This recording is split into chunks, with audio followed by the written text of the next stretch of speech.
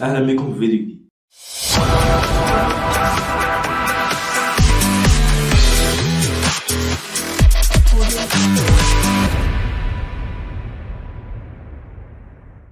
والنهارده ان شاء الله شباب احنا هنعمل مراجعه او ريفيو او انبوكسنج لمايك رخيص جدا واحترافي اشتريته من موقع امازون، وهو مايك سودو تك. خلينا كده نقول بسم الله الرحمن الرحيم ونبدا نفتح المايك ده.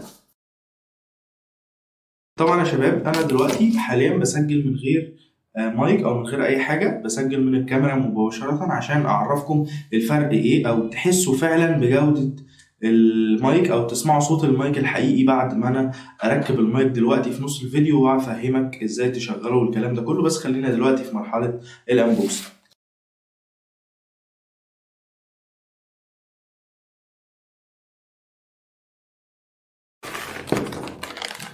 طبعا انتوا لازم تشوفوا قبليه،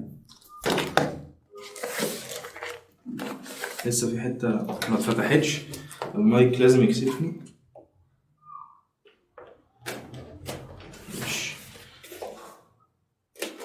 هو طبعا مغلف تغليف كويس عشان هو جاي من امازون من امريكا، فلازم ايه يتظبط.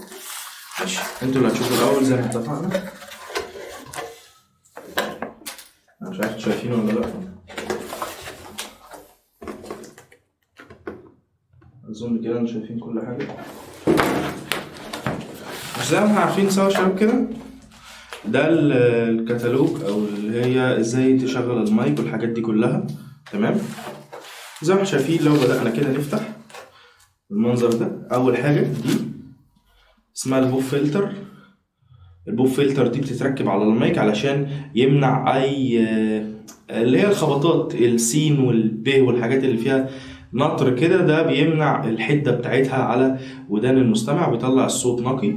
تمام، هنا بالنسبه للبيلد كواليتي بتاعتها يا شباب، دي معدن مش بلاستيك، عشان في كتير من البوب فلتر بيبقى جايب بلاستيك.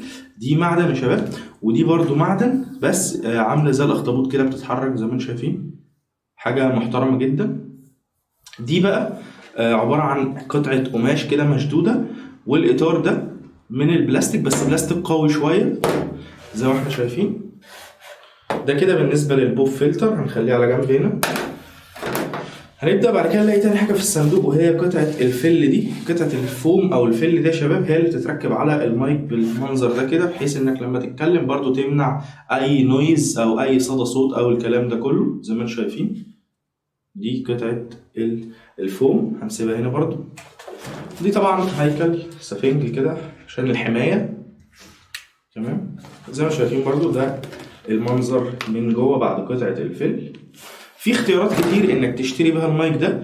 اول اختيار معانا ان هو انت تشتري المايك او البادي ذات نفسه، ومعاه الحامل ده يا شباب اللي هو الحامل اللي هو بيتحط على الترابيزة، الحامل الحديد ده.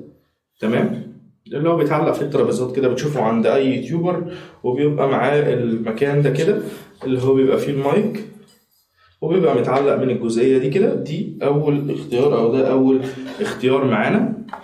تمام، واختيار التاني يا شباب إنك تشتري المايك لوحده، والاختيار التالت إنك تشتري المايك ومعاه ستاند صغير كده مدور، والاختيار الأخير هو إنك تشتري المايك معاه ستاند مدور من اللي قلنا عليه، وكمان معاه شنطة شكلها شيك جدا. هبقى اسيب لكم فيديو لاخويا وصاحبي استاذ محمود سعد، كان عمل فيديو، كان اشترى المايك ده بس اشترى النسخه اللي هي معاها الشنطه الالومنيوم دي. هبقى اسيب لكم برضو الفيديو تحت في صندوق الوصف لو عايزين تدخلوا تشوفوا النسخه دي من المايك. طبعا دي قطعه الحديد.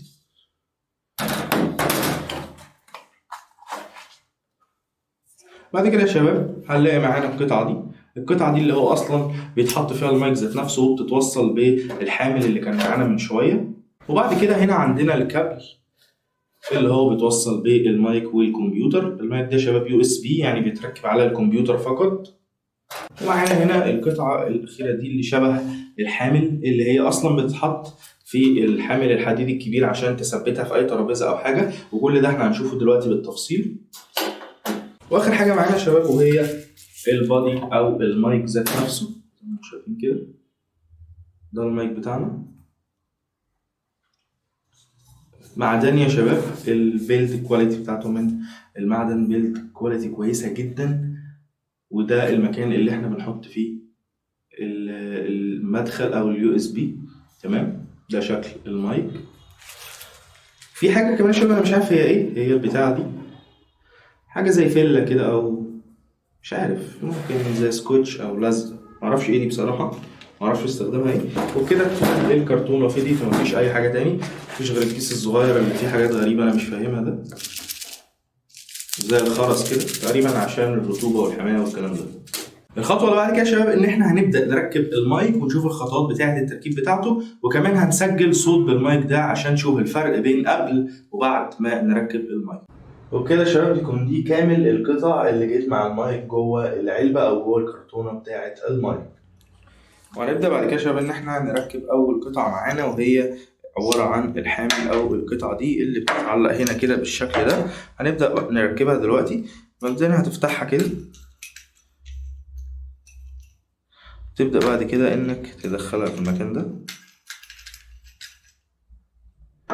زي ما انتم شايفين كده. اي ترابيزة عندك او مكتب او اي حاجة عاوز تركب عليها المايك، تبدأ بعد كده تلف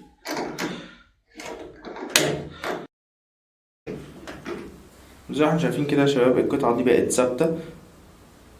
هنبدأ بعد كده ناخد الحامل او القطعة التانية معانا اللي هو الحامل الكبير ده، تمام. ونبدأ هنلاقي في جزئين في الحامل، اول جزء هو الجزء ده، تاني جزء وهو الجزء ده.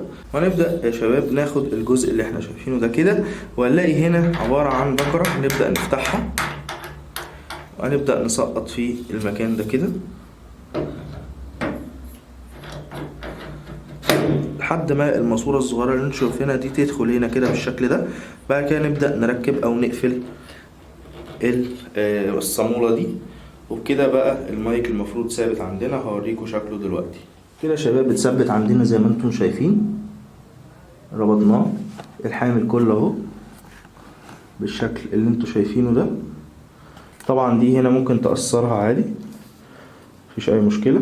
هنبدا بعد كده نخش على الجزء اللي بعده وهو تركيب باقي القطع اللي موجوده مع المايك. بعد كده يا شباب هنروح للجزء التاني من الحامل زي ما انتم شايفين كده، الجزء اللي فيه الصاموله دي. هنبدا ان احنا ناخد الجزء ده نفكه، هنلاقي ورا هنا برضو صاموله كده، هنبدا نفتحها عشان دي تبقى فيه حريه حركه معانا هنا. نبدا نربط تاني مثلا على الوضعيه اللي احنا عاوزينها دي، وبعد كده هنبدا ان احنا ناخد الجزء ده من المايك اللي هو اللي بيشيل البادي ذات نفسه. هلاقي جواه هنا يا شباب صامولة او مكان هنا يتربط في الحتة دي، فهنبدأ ان احنا نلف في المكان ده بس كده، نتأكد ان هو ثابت كده. احنا خلصنا الجزء ده اللي هو بيبقى فيه المايك. طبعا هنا بيبقى فيه برضو صامولة عشان نقدر نحرك دي زي ما احنا عاوزين، تمام. هنثبت على كده. وبعد كده يا شباب ناخد المايك ذات نفسه ونبدأ ان احنا نحطه في المكان ده. هنلاقوا زي ما انتم شايفين كده مشبك في المكان ده هنا اهو. المشبك ده بيوسع معانا الفتحة بتاعة المايك. هنبدأ ان احنا ندخل المايك كده، فطبعا زي ما انتم شايفين مش راضي يدخل عشان لازم نوسع له مكان بالمشبك ده كده زي ما انتم شايفين كده يا شباب. المكان ده اتفتح معانا والمايك دخل اهو. بعد كده هنيجي نحط القطعة اللي معانا دي وهي الفوم او السفنجة دي. هنبدأ ان احنا نحطها على المايك من هنا زي ما انتم شايفين كده يا شباب. اتركبت. وظيفة السفنجة دي او القطعة دي ان هي بتحمي المايك من الاتربة، وفي نفس الوقت بتمنع صدى الصوت او مش صدى الصوت او النويز اللي حوالين الصوت بتاعك. هنبدأ بعد كده يا شباب نركب اليو اس بي اللي جاي مع المايك بالشكل ده. هنلاقوا هنا عبارة عن وصلتين، وصلة شكلها غريب كده انا مش عارف طبعا اسمها ايه، وفي وصلة تانية هي وصلة يو اس بي عادية خالص، ودي اللي بتتركب في اللابتوب او في الكمبيوتر. طبعا انا هسيب لكم رابط المنتج تحت في صندوق الوصف، اللي عايز يشتري المنتج او اللي عايز يشوف الترددات بقى والارقام والمواصفات بتاعة المنتج بالتفصيل، لان انا مش مهندس صوت ومش عارف حاجات كتير جدا في المايك ده. انا لسه اول مرة ليا في تجربة مايك كوندنسر، بس انا حبيت اشارككم التجربة دي. فهنبدأ ان احنا نعمل المكان ده كده بحيث ان احنا نركب الكابل زي ما شايفين هنا يا شباب كده. هنلاقوا هنا مكان للتركيب، هنبدأ ان احنا ناخد الوصلة الغريبة اللي قلنا عليها دي، نبدأ ان احنا ندخلها في المكان ده كده. هي كده ثبتت مفيش اي مشكلة. نبدأ ان احنا نقفل تاني المايك بتاعنا. واخر جزء معانا يا شباب في التركيب وهو البوب فلتر. هنبدأ نركب البوب فلتر. زي ما احنا شايفين كده البوب فلتر فيه هنا مكان اهو. المكان ده برضو فيه صامولة تحت هنا هنفكها ونبدأ ان احنا نركبه في الحديدة دي. بس كده يا شباب، وده بقى شكل المايك بعد ما تركب بالمنظر اللي انتوا شايفينه ده كده. ده شكل المايك وهو متركب على اللابتوب، وده شكل البوب فلتر بعد ما اتركب زي ما احنا شايفين. تعالوا بقى يا شباب ندخل على المرحلة التانية، وهي اننا نسمع صوتي من المايك او نجرب المايك. وده يا شباب الصوت اللي انتوا بتسمعوه دلوقتي من المايك القديم اللي كنت بسجل بيه او مايك اللابتوب. تعالى بقى نجرب كده نسجل بمايك الجديد، مايك سودوتك اللي احنا لسه جايبينه واللي سعره $45 على موقع امازون. وزي ما قلت لكم كل اللينكات هتبقى موجودة في صندوق الوصف. تعالى كده ندخل نشوف او نجرب تسجيل مايك سودوتك. وده شباب الصوت اللي طالع من مايك السودوتك، المايك اللي احنا لسه جايبينه من موقع امازون، المايك الجديد اللي عامل $45. هسيب لكم طبعا الروابط في صندوق الوصف. يا رب يكون صوت المايك ده عجبكم، لان ده الصوت اللي هنشتغل بيه وهيبقى صوتنا او الكواليتي بتاعتنا في كل الفيديوهات القادمة ان شاء الله. يا رب اكون قدمت لكم مراجعة كويسة عن الموقع ده. اي نعم اكيد يبقى فيه بعض الحاجات اللي سقطت مني، علشان طبعا انا مش بروفيشنال في المايكات ولا مهندس صوت زي ما قلت في اول الفيديو. كل الموضوع اني بجرب معاكم او بعرض عليكم تجربتي في المايك ده او في شراء المايك ده وتجربته، وهل هو احلى من الصوت القديم ولا لا. طبعا انا عايز رايكم في الكومنتات، ايه رايكم في الصوت ده مقارنة بالصوت القديم اللي كنا بنسجل فيه، مع العلم ان انا مش ضايف اي افكتات او اي مؤثرات سواء على الصوت العادي اللي كنت بسجل بيه قبل كده او صوت المايك السودوتك اللي انا بسجل بيه دلوقتي. وعموما يا شباب لو الفيديو عجبكم اتمنى منكم انكم تعملوا لايك على الفيديو ده، تعملوا كمان اشتراك وتفعيل لزرار الجرس علشان اي فيديوهات جديدة انزلها تبدأ توصلكم. ويا ريت لو عايزين ازاي تعرفوا تشتروا من موقع امازون زي ما انا اشتريت والحاجة توصلني لحد البيت او الحاجة توصلك لحد البيت وكمان تدفع من بلدك، وازاي تدفع والكلام ده كله وتشتري من على موقع امازون. لو عايزين حلقة عن التجربة دي كلها، اشتري معاكم منتج من على موقع امازون، او اعرفكم المايك ده انا اشتريته ازاي بالخطوات وشحنته ازاي ووصلني في قد ايه والكلام ده كله دفعت جمارك قد ايه، يا ريت برضو تعرفوني في التعليقات عشان دي حاجة بتهمني جدا ان انا اعرف ارائكم حول الموضوع ده. وكمان ما تنسوش اللايك زي ما قلت لكم، اهم حاجة بيدعمني او اهم حاجة بتخلي الفيديو يظهر مقترحة عند كتير من الاشخاص. شكرا ليكم ونتقابل ان شاء الله في فيديو جديد، والسلام عليكم ورحمة الله وبركاته.